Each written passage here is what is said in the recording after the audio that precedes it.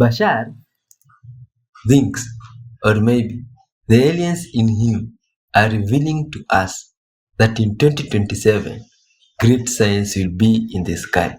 We might as well see one huge mothership on the sky that will be hard not to see, and it will be a sign for everyone. What's even more strange, it tells us that we could be living with aliens among us. How is that possible? Oh, my friend, hold on tightly. We shall watch that in this first video. I find that strange, my friend, because even the book of wisdom from Luke 21:25 tells us this, that there will be signs in the sun, moon, and stars on the earth. Nations will be in anguish and perplexity at the roaring and tossing of the sea. Men will faint from terror, apprehensive of what is coming on the world, for the heavenly bodies will be shaken. What could that mean? Well, my friend, lots of strange things are happening in this world. People have even come up with new ways to destroy CCTV cameras. And speaking about that camera, which you think is the security in your house, some people have found a way of going about it. Well, my friend, let's give thanks for life and take a look at these interesting videos. Wonderful Maker, thank you for this beautiful day, Father, for your goodness, Father. We uplift and honor your holy name, Father. Thank you for your love. Thank you for your precious soul to this viewer, Father. Thank you for directing them here, Father. Dear Lord, fill their hearts with love, with your goodness, Father. Give them peace and joy, Father. Strengthen their souls, dear Lord, and may your goodness always be with them. In your holy name, Jesus Christ, we give thanks for everything. Amen. Wonderful Agni. Let's listen to this Bashar guy. But 2027 is a date that you've talked about a lot. Do you still feel that from the perspective of the Interstellar Alliance, are we on track? Yes, it's still on track, no matter what's going on, because it's inevitable at this point. It has to happen. And it's going to be a range.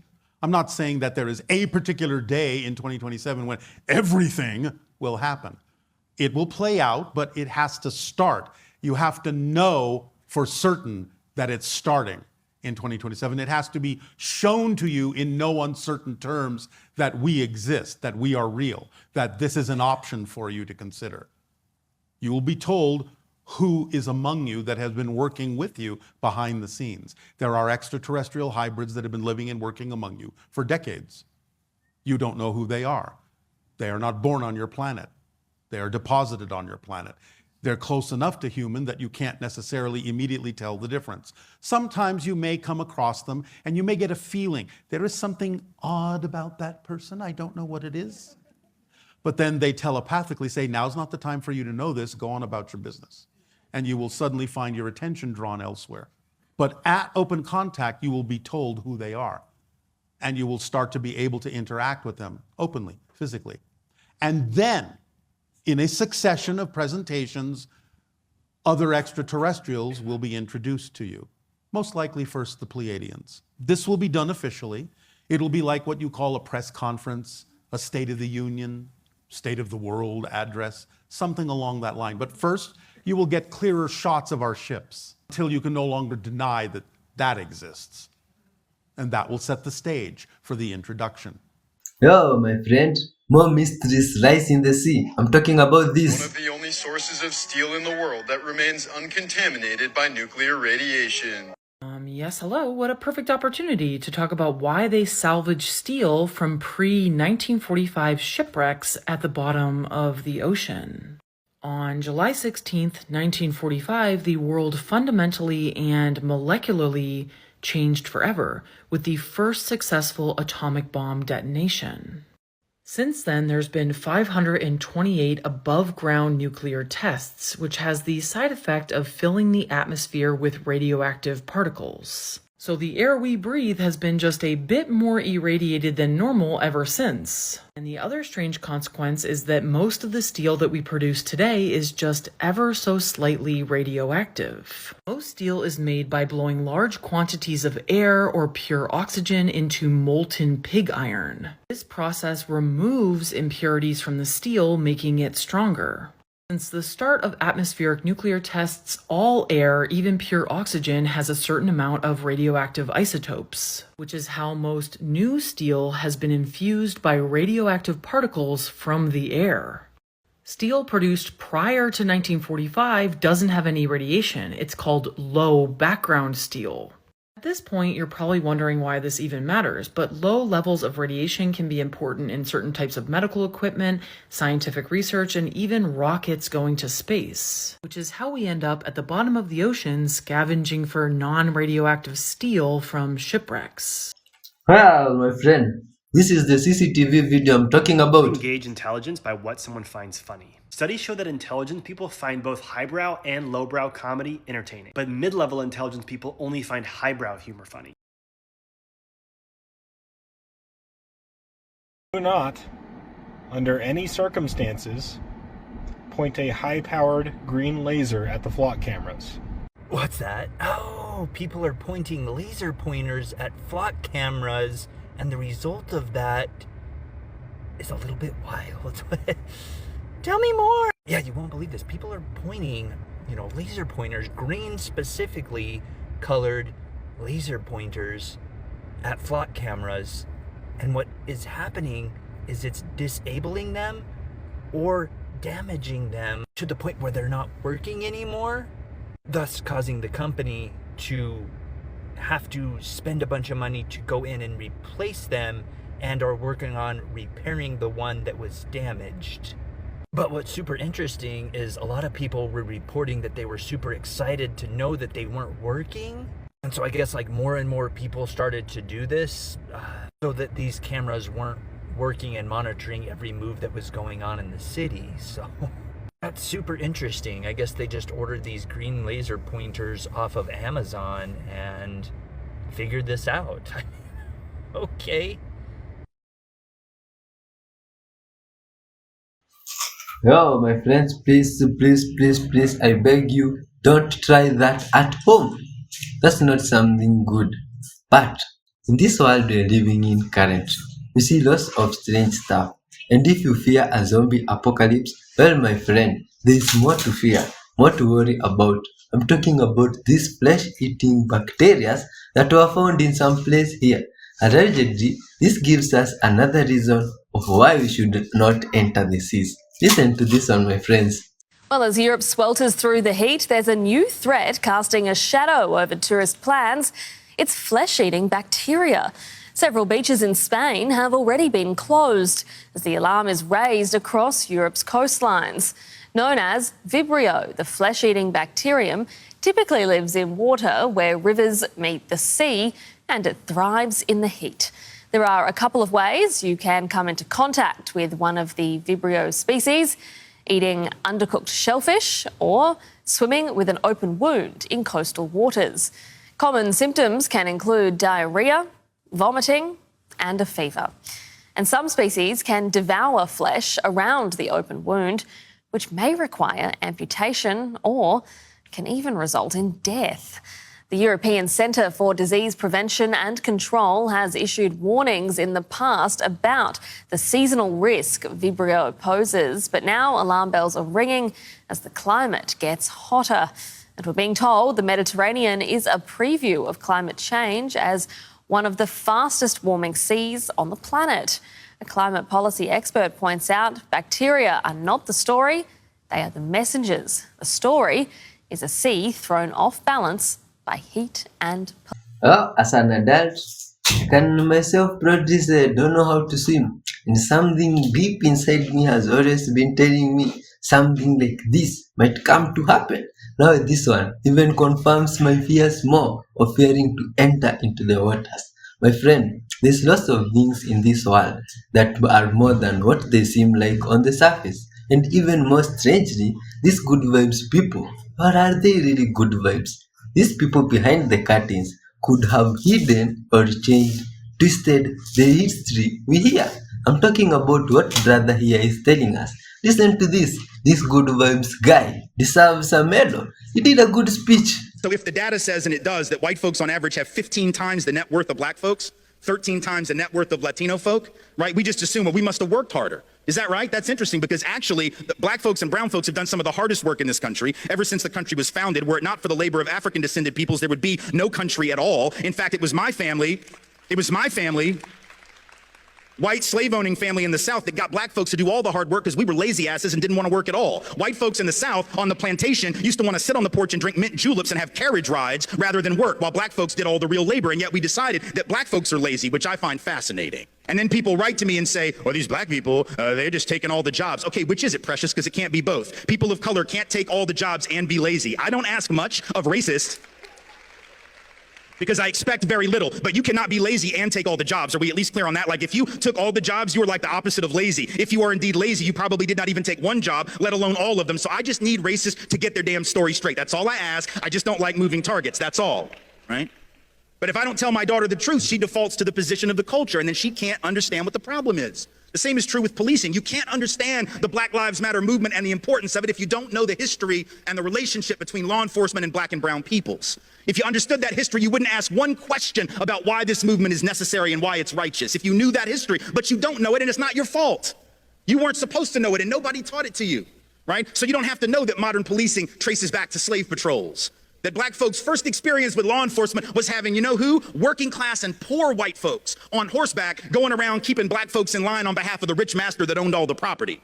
That sounds a lot like modern policing, because ain't no rich people policing, right? It's working class folks who are out there protecting the property of rich people against the depredations of poor people. That's what modern policing is, and it traces back. And we know that's what modern policing is, by the way, because we will lock you up for 10 years for $100 worth of food stamp fraud. But if you take $12.5 trillion on Wall Street, 20% of the net worth of this country, you will not do one day in jail. So we know that law enforcement has got nothing to do with enforcing the law. It's got nothing to do with good people and bad people, lawbreakers and the law abiding. It only has to do with controlling certain people. And black and brown folks know it was cops who were involved in race riots and racial terrorism against black communities for the first 50 years of the 20th century. You didn't learn about that in class either, and that's not your fault. It wasn't taught. But in fact, every single year, just about from 1900 all the way to the 1930s, 1940s at least, there were race riots where white folks would just go into black communities, burn them to the ground, bomb them from the air like in Tulsa, Oklahoma, rip people out of their homes, beat them in the street, and police sat by, watched it happen, and participated. That doesn't mean that every cop in the modern era is like that, but it means that black folks can be excused for being not so clear on the decency of police in their communities because there's a history there. It was police who dragged black folks and white allies off of those sit-in stools at lunch counters in the South to enforce segregation. See, when your job is to enforce the law, and for most of American history, the law was against you as a people, then enforcing the law means you are the first line of oppression. People of color know that history and need to be excused when they don't just get over it, because that continues. How do we know it continues? Very easy. We know from the data on racial profiling that black folks are twice as likely as white folks to be stopped and searched for drugs, even though white folks are more likely to have drugs on us on the occasions that we're searched. White folks use drugs and sell drugs at the same or higher rate than black folks and Latinos, and yet it is black folks and Latinos who in any given year make up 85 to 90% of the people who get arrested and incarcerated for a drug offense. See, people of color know that. And if we don't understand when black folks rise up and say Black Lives Matter. Well, what do you mean? All lives matter. Yes, sweetheart, I know they do. Yes, they do. And that is a totally irrelevant and unnecessary point to make. You see, you don't have to say all lives matter. We take that for granted. What we've never accepted in this country is that black and brown life matter. You have to proclaim that which is ignored, you see. That's why we have Black History Month right now and not White History Month. We don't have to have White History Month because we got May and June and July and August.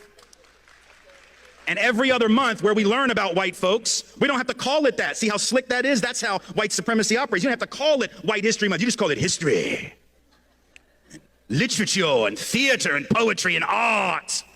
You don't have to racialize where it came from, right? That's what Malefi Asante at Temple calls universalizing the particular, which is the hallmark of Eurocentric thought. Right? Not everybody's experience is the same. And so when certain people have been left out of all, you have to call that out by name. Because see, we've always said all, then we didn't mean it. We said all men are created equal, and we didn't mean that shit. Right? We didn't mean women, but we didn't even mean all men. We said all, and it was a lie when we said it.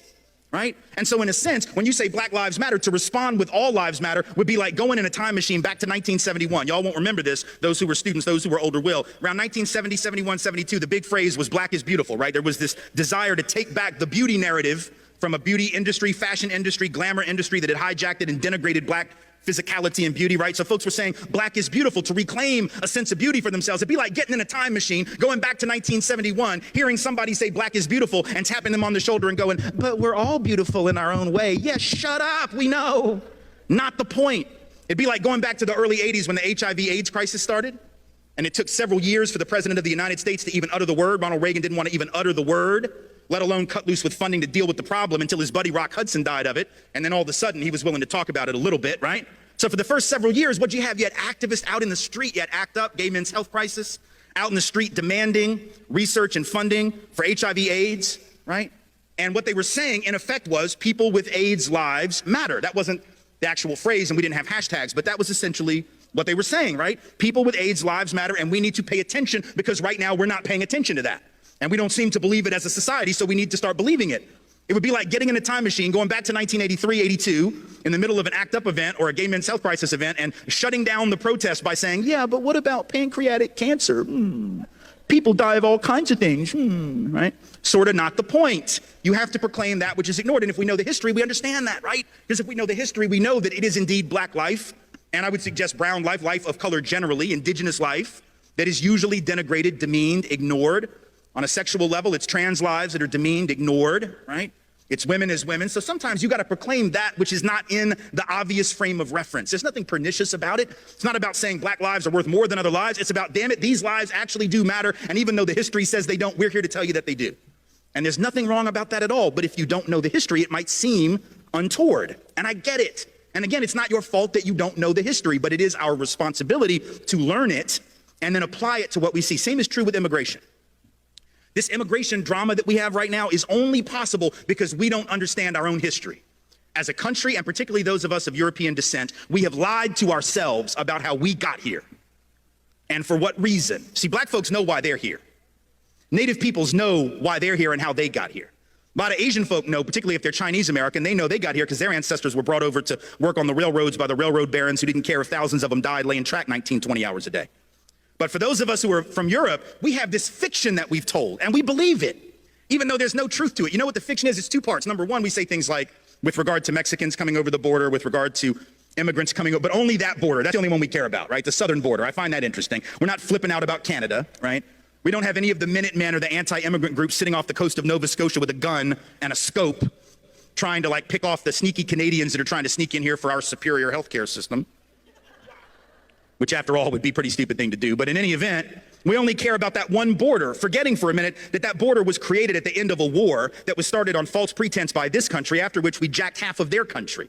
And you weren't taught that in school either because our history books aren't interested in telling the truth. They tell this very patriotic history that has no relationship to the fact. So that border is artificial. Mexican folk who are coming here, documented or not, let's be clear, are coming home. Their families were here before our families were here in almost every instance. But we forget that, and then we say things like, well, I don't mind them coming. I just want them to come legally like my people did. The hell does that even mean? Come legally? There was no law to break when our people came.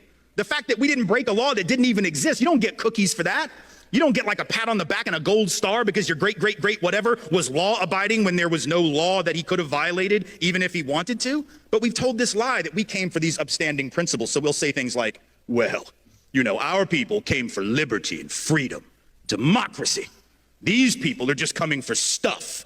They're just coming for jobs. They're just coming for healthcare. They're just coming for stuff. We came for high-minded principle, right? Because we believe that. What kind of third grade version of American history is that, right? Like when Donald Trump says, well, Mexico's not sending their best. What the hell, you think Europe sent their best? Europe, no, our people were the losers of Europe. I'm not trying to be an asshole, I'm just telling you the truth. Like, our people were the losers of Europe. The winners didn't get on the boat. You understand what I'm saying? The winners didn't leave. Why the hell would you leave if you were winning? Only the losers left because they had no choice. They were dying, they were starving, they couldn't support their families. A lot of them were convicts who were sold into indentured servitude to work for rich European people. They were barely above the level of a slave themselves. The idea that we had we didn't believe in liberty and freedom. And we know that because once we got to the colonies, we set up the opposite of liberty and freedom. And I don't just mean that for like black folks and native folks. I mean, even for other white folks. Like we spent most of the time in the early colonies trying to figure out who the witch was, right? It was like, well, you're not a Christian. Well, no, you're not a Christian. Well, no, you're not a Christian. I'm going to hang you from a tree. Really? Well, I'm going to drown you in the stream. Well, I'm going to set you on fire. Like that wasn't liberty. The colonies were some of the least free places in the history of the cosmos. But we act like we came for liberty and they're just here to take advantage. Let's be clear. Our people didn't come for liberty. They came for stuff. I don't know this brother, but he just preached. My friend, no human is superior to the other. We are all equal, made in the image and likeness of the Creator. And for that, we should all be thankful for each and every single life out there, my friend. Love your neighbor the way you love yourself. Know that that creature, my friend, was created by the same maker who made you, and you are in no way superior than them, just equal.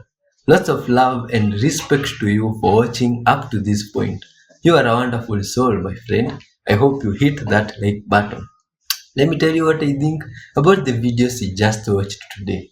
The first one, Bashar telling us that there might be closure of aliens in 2027. Let's say we shall be here, waiting. Let's hope the ones you see this time are real, and not like the fake ones you've been seeing here in other videos, because some of them really look cooked, like AI photos. Hope this time we shall see the real deal, and maybe get to know who are those people or creatures that live amongst us that are aliens. Allegedly, you even work with some. It's quite surprising, my friends. Then there was other interesting videos we saw today, like the one with the laser, the green laser, which when you point to the cameras, it makes them disabled. Wow, that sounds crazy. I don't advise anyone to try. I wouldn't want you to try that at home, but wow, it's crazy. How did people even find out that? There must be someone from the CCTV companies that leaked their information. Maybe that's what's going down, my friend. But lots of strange things happening recently, in strange times we are living in. Look at the heat, my friend, causing the bacteria in the sea to come up. Speaking about the flesh-eating bacteria, those ones scared me extremely, added to my fears of jumping in the water. Can't imagine I jump in the water and then there is flesh-eating bacteria in the water and I don't know how to swim. What do I do? How do I run from them? What? I think it's only safe if I stay on ground, walking, use my legs like the way I was made to. You see, fish live in the waters because they were even given fins, asses for legs. Walk on ground, explore where you can, and if possible, keep out of the waters. Now, my friend, in all those videos you've seen, what matters the most here is your opinion, your comments, what you think about these videos, what you love the most, what you'd like us to change or add, and just your good vibes opinion. And for that, lots of love to you. Watch this video that will be suggested here, my friend. You might as well come across more mysteries of this earth, things that you didn't even think exist. All of them, my friend, right up here. Till next time, have some good time, lots of love, God bless you, and may God increase you from where you are watching from. Bye bye.